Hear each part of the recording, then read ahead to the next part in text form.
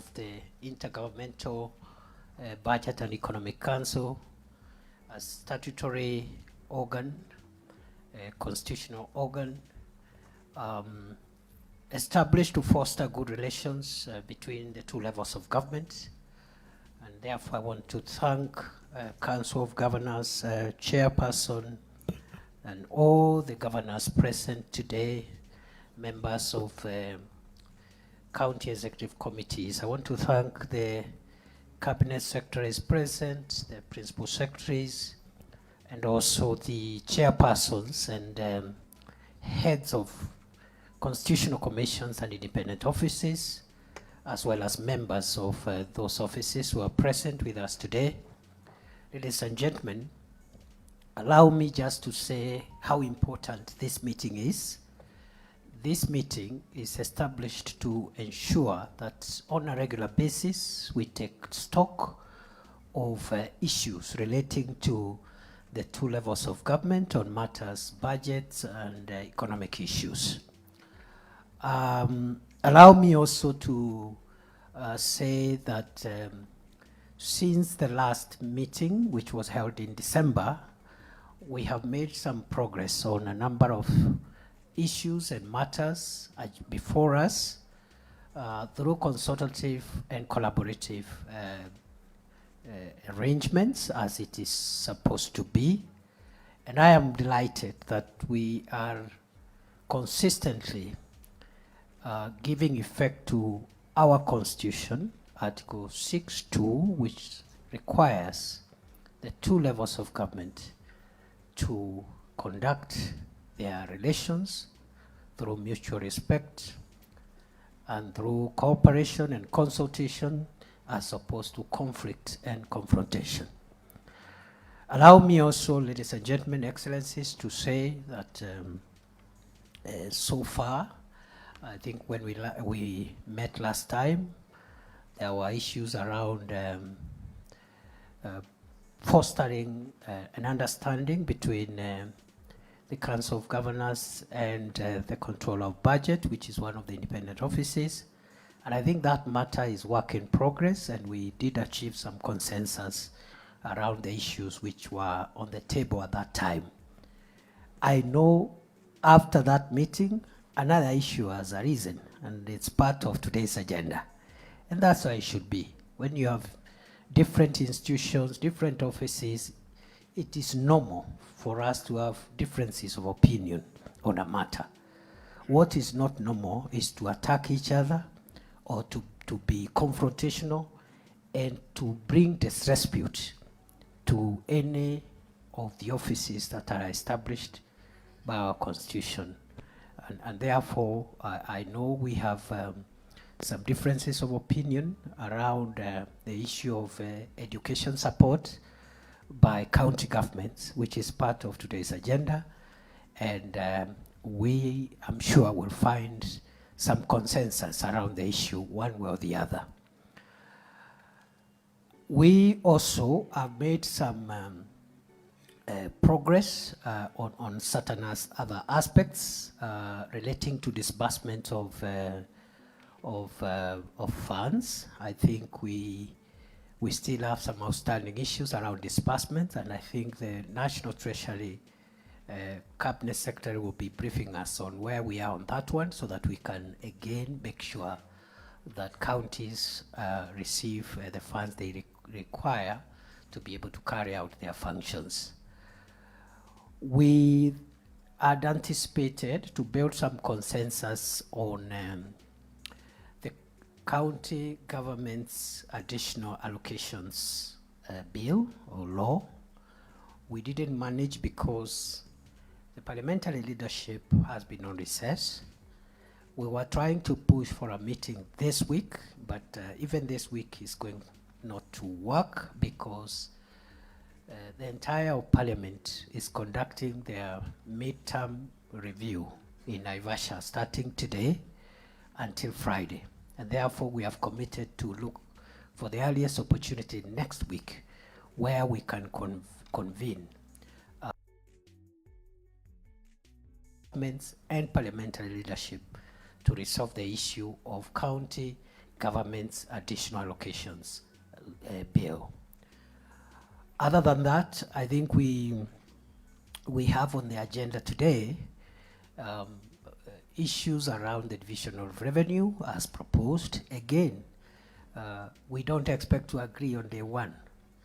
And the purpose, therefore, of today's meeting is to try building consensus, even as we approach the next financial year, so that we can agree on how to share the revenue between the two levels of government. I think the agenda is as provided in your documents that you have, but allow me to say we have a number of joint programs which we are carrying between national government and county governments. And already we've begun thrashing out some of the issues around those shared programs. One is on the issue of county aggregation and industrial parks. Some work has been done, and I know the Cabinet Secretary for Investment, Trade and Industry will be making a presentation on and also we'll be discussing a bit of that, because we've already made some progress in trying to harmonize our positions on county aggregation and industrial parks as one of the common programs we are running. We, in the informal consultations with the Excellencies governors who had come a little earlier, I think we will be consulting going forward to see whether we can convene a meeting next week to discuss the rollout of universal health coverage, Taifa Care, because we want the national government and county government to form consensus on how to collaborate and get the best value for the people of Kenya through this very transformative program. So we are on the right track, ladies and gentlemen. We are consulting, we are collaborating, we are cooperating, and therefore we are respecting the Constitution. Where there are sticking issues that need to be resolved, I want to call upon all of us to exercise restraint and to exercise respect for each other, even as we thrash out those issues. Allow me, before I end my remarks, to call on the county government to support the national governments, especially in the programs that are involving both of us, especially in where we have concurrent jurisdiction on some of the functions. And I am happy to note that generally the economic situation is getting stable. The indicators of macroeconomic stability are beginning to coalesce and stabilize, and that is good for the economy. You have seen just 2 days ago, or 1 day ago, Kenya's rating by the international rating agency Moody's has placed Kenya in a good position, in a positive position from negative, and that is as a result of the hard work of the last 2 years, which has been able to arrest the escalation of the macroeconomic fundamentals, namely a foreign exchange rate, inflation, but also other indicators of macroeconomic stability like interest rates and the price of fuel, as well as the price of essential commodities, household commodities. The inflation now is stabilizing at between 2.7 and 3%, down from 9.6%. The dollar, which a year ago was 162, 165 shillings per dollar, the shilling now is stronger, stabilizing at between 127 and 129, 130 shillings. And that has huge implications on livelihoods and the purchasing power of people. And at the grassroots level, most of the merchandise that people buy in local shopping centers is imported. And if the if the amount of shillings one needs to import one container is less because the shilling is stronger, it means the price of those commodities in our rural areas is going to be better. So with stability around prices of essential foodstuffs, prices of fuel, inflation, interest rates, and also the strength of the shilling, the economy at the macro level is looking good. What remains, and this is the work we need to do for the rest of this term, because both for the president and also for the governors, you are elected for a 5-year term. 2 years and a half are over. We are left with another 2 years and a half, roughly. So what we now need to collaborate and support one another in delivering is microeconomic stability, improving household incomes, improving job creation initiatives. And you will see from the Kenya Kwanza plan, which is now benefiting from the support and input of other parties, other political parties, through the broad-based arrangement. You will see the programs that we want to keep an eye on are in 7 broad areas. One, we will keep an eye on macroeconomic stability. We don't want interest rates and the foreign exchange rates and the other fundamentals, including inflation, to roll back. So we are keeping an eye on macroeconomic stability. CS Mbandi is here, is quite clear with the agenda for making sure that we don't roll back on macroeconomic stability. Second area of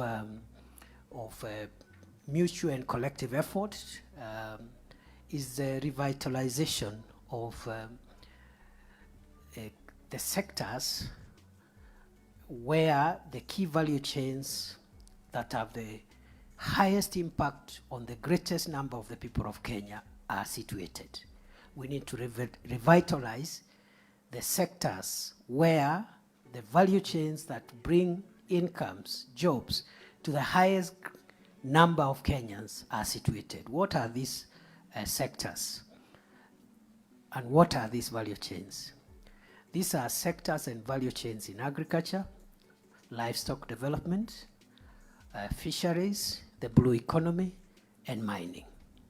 So that is our second golden key for transforming Kenya and taking us to the next level in terms of empowerment of citizens.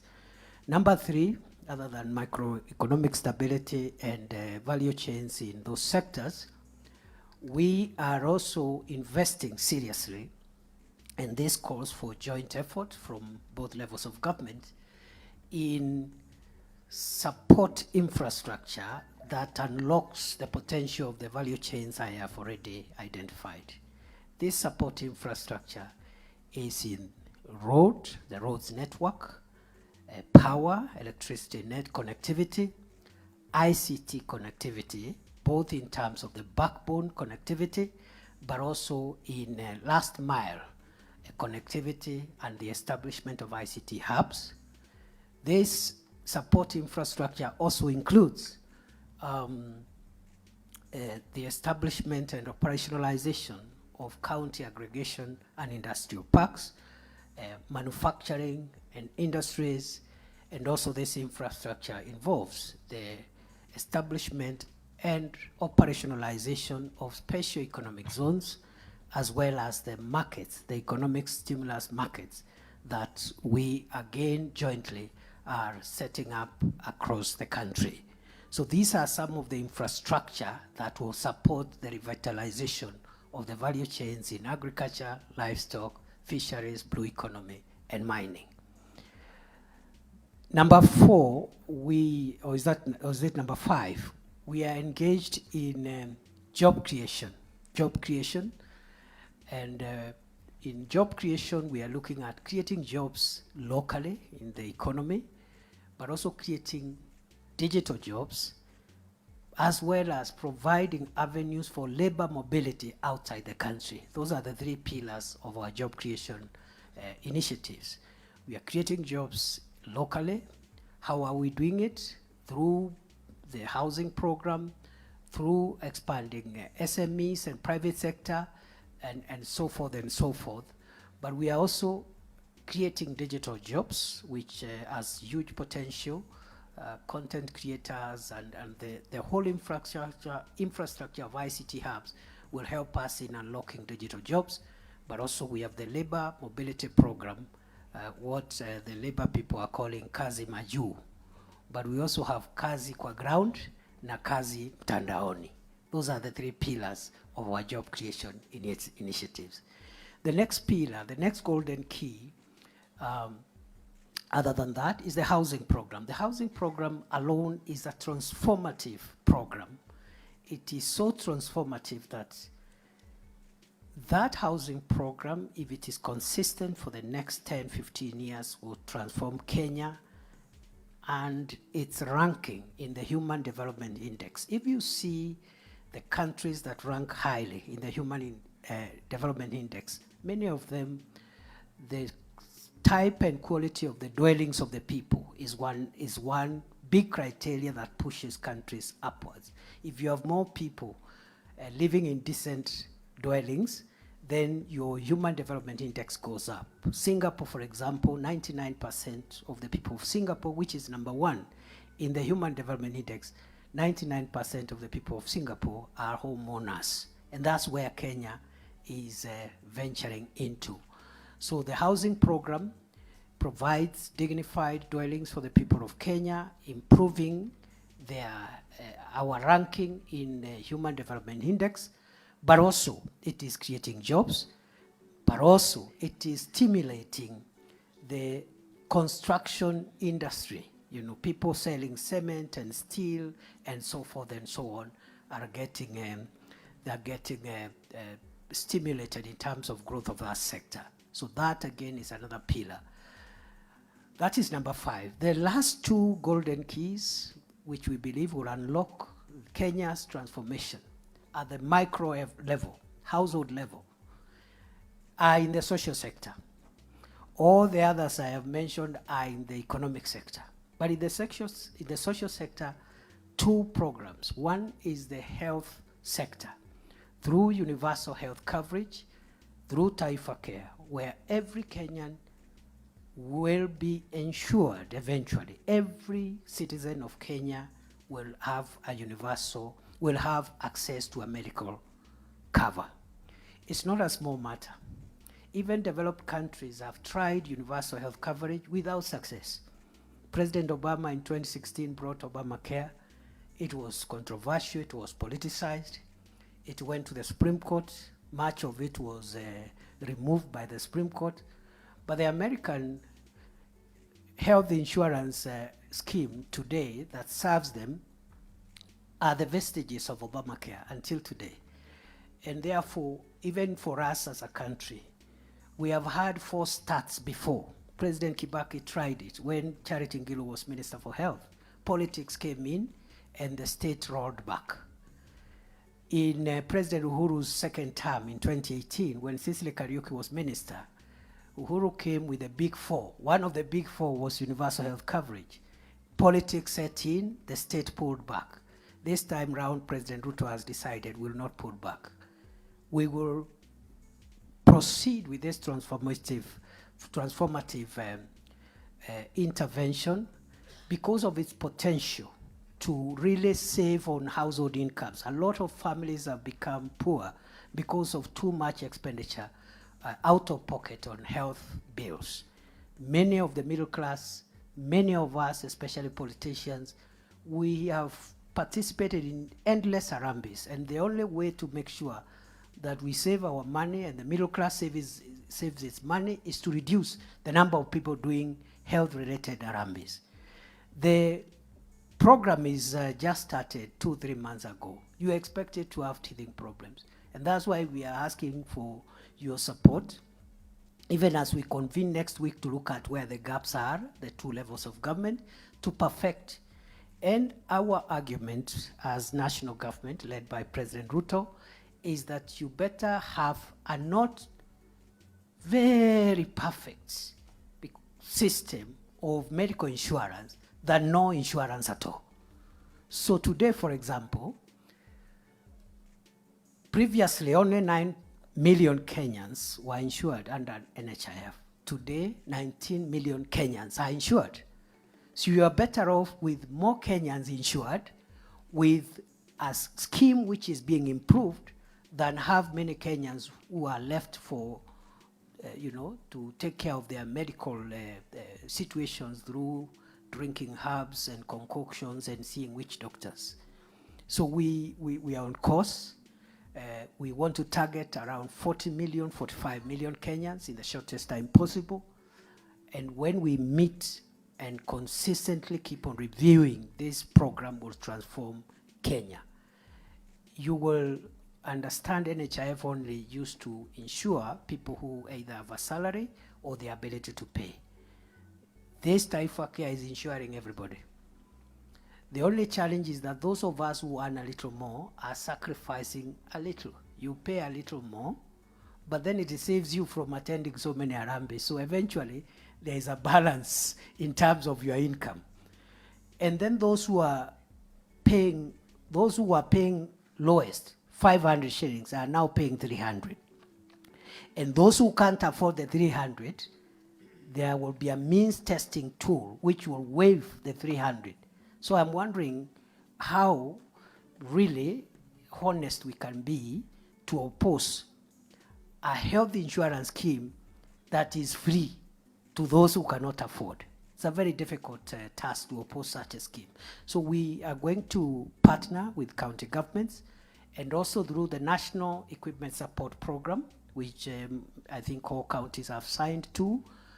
That program will give us the access to equipment, especially for lower level hospitals, level 2, 3, and 4, so that Taifa Care can function and the referral system can function when you have diagnostic capabilities at the lower level hospitals. Other than universal health care, lastly, education reforms. Kenya's education reform is ongoing. When this administration took over, the CBC, which includes ECD and pre-primary education, was being rolled out. There were some imperfections which we are working on to make sure the CBC program is perfect. And secondly, we are looking at the funding of higher education, the university funding model, to make sure that universities don't become bankrupt and that as many students as possible access higher education funding. Again, work in progress, teething problems, but it is such a transformative program that we are going to go out of our way, irrespective of the politics, to make sure that we improve higher education, tertiary education, the CBC, to make sure Kenya's education system is accessible to as many people as possible. It is affordable, it is relevant, and it is of high quality. Ladies and gentlemen, that is our vision. That is our shared vision. As this administration, we want to plead with you to partner with the national government to deliver the next phase of our transformation. And God willing, at the end of the term, we can account for every sector. We can account where we found each sector and where we'll have taken it. With those very many remarks, karibuni sana. I also want to request, I had already shared this with the governors who came a little earlier. We have visiting heads of state, about 7 of them, the AU Bureau on Institutional Reforms. President Ruto is the chair of the African Union Institutional Reforms Initiative, and he has called his colleagues from the Bureau. I think about 7 or 8 presidents are visiting. So we have a state event which is starting at 8:30, and therefore I will request the chair of the National Treasury, FCPA Mbadi, who is the alternate chair, to continue with the meeting, of course, co-chaired with the chair of the Council of Governors.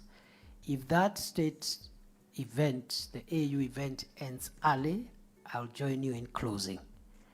But I can't promise because I have no control over that agenda. So the other option was to postpone this meeting.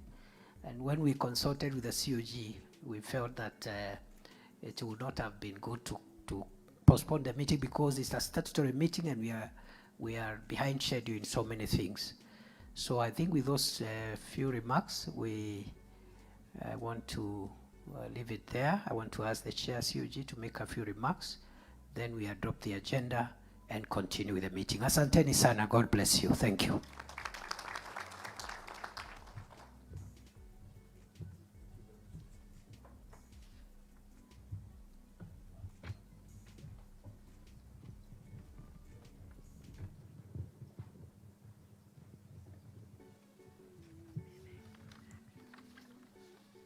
Your Excellency, the Deputy President, Excellency Governors, CS for Treasury, all protocols observed. Your Excellency, my remarks will be very brief. I don't want to go into the details of the agenda presentations that we will make. And I associate with a lot of the comments that you have made. For the few empty chairs that we see, Your Excellency, we'll get used to the new timings. Very quickly on a couple of items. On disbursements, as you have mentioned, we have 2 tranches of disbursements that are in arrears. There is about 15 billion for 23 counties relating to the month of December, and 33 billion thereabout for all the 47 counties relating to the month of January. I'm hoping that the CS Treasury will discuss that. On the